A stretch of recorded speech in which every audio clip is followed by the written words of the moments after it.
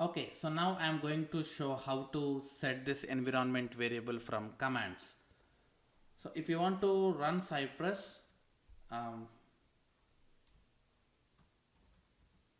this is how you run, right? For now, forget about this record and key.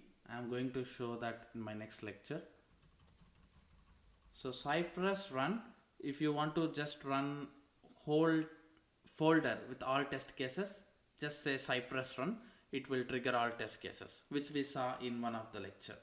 If you want to run specifically one spec file, so here I do want to run only test8 framework.js. So test, you need to give the path always starts from Cypress folder. Okay, you just cannot give that specific test name.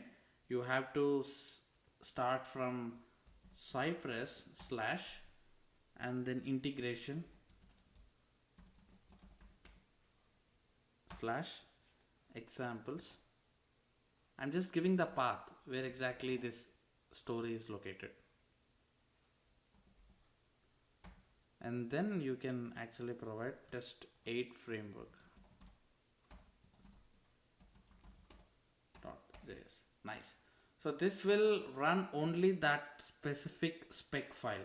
It will not trigger all the test cases now. So what I will do here, I will set one more property to this command, which is env, stands for environment variables. When I provide env space and key value pair, so this is the key and this is the value, right? You can set that key here itself, url equals to, and if I want to give another URL here, you might think then which one your framework picks, either the URL what you provided in here in JSON file or from the command. So technically, if you provide from command prompt, that this overrides the existing behavior whatever you have in this file. So given from the command prompt will be taken as priority and that just overrides this. So let's say I will put google.com and let's run this and see what happened. If I want to run in headed mode, you have to say headed, because by default Cypress run on headless mode if you run from terminal.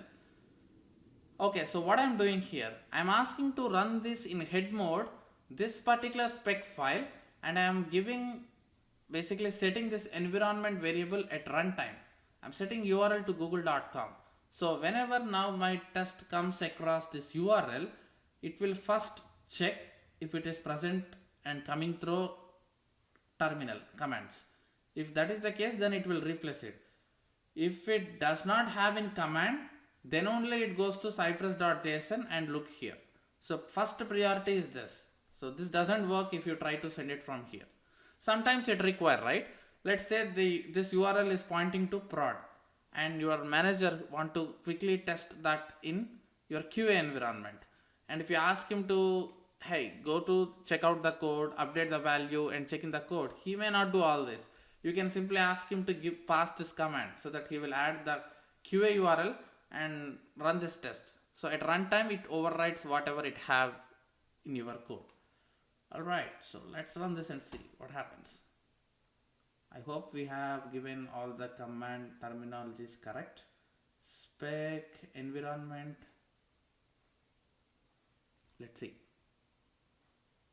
This will take few seconds to trigger. Hold on. Perfect. So Cypress test runner is open because we were asking things to run in head mode, sorry. But this test will fail because obviously we were asking to hit google.com, right? How does that work? Look at here. The test is already failed. And it failed by telling a reason that google.com/angular practice. This does not exist. So with this example, you are very clear that if you set something in your command, that takes priority. Okay, nice.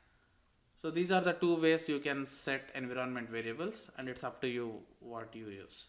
And it's not only restrict to URL, you can use whatever you feel that it's a global. Okay, so next one, if you watch this, you know the test is failed, but after test is failed and when you run through this terminal, screenshots, are you seeing this here? It's automatically captures screenshot on test failure and it places in your folder, and it will also give you the path where exactly your screenshot is present. So right now it's in Cypress screenshots test framework.js. Okay, look at here how neatly it has taken screenshot. It's trying to tell you that you are on google.com/angular practice and test failed at this point. Okay, so it's reporting that this is my last execution mode. I got halted at this point. By looking at this, you can confirm that something is wrong with this particular web page. Okay, so that's the beauty feature you have with Cypress. So you can take a screenshot for your test.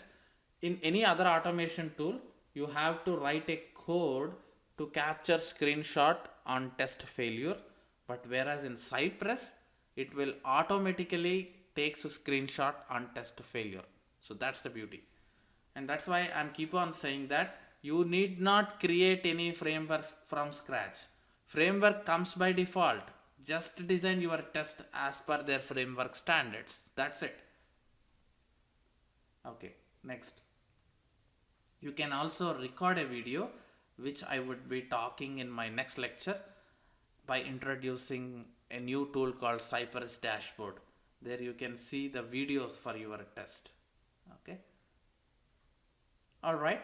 So before we actually start with Cypress Dashboard, let me quickly do few optimization for our framework. If you place this page objects folder inside your examples, and when you ask to run all your test cases using Cypress run command, so it will blindly execute what all present in this integration folder, and it tries to execute these two tests as well, which are page objects. But as there are no test cases inside it, it will report that there are no test cases, but it's not good practice for Cypress to try running these page objects files. It will however give you log that these are not at all tests. So instead of putting it here, let's try to put that in support folder. Okay, I'll copy it here and I'll just paste it in the support folder. Basically, support folder is used to support all your existing test cases by providing the page objects and all. And you also have commands.js to create custom commands. So you can either place in support folder or plugins, it's up to you, but make sure you don't place it in the examples folder, which is, integration folder. So what all tests you have in this specific folder will get run, right? So let's delete it from here because we already have the path. Move to recycle bin. We have already placed in our support folder. And at the same time, you have to update in your tests accordingly because we have moved in the path of this page objects, right? So scroll up and there will be import steps. Right now it's not in this place. When you give .. it will reach out to your parent, right?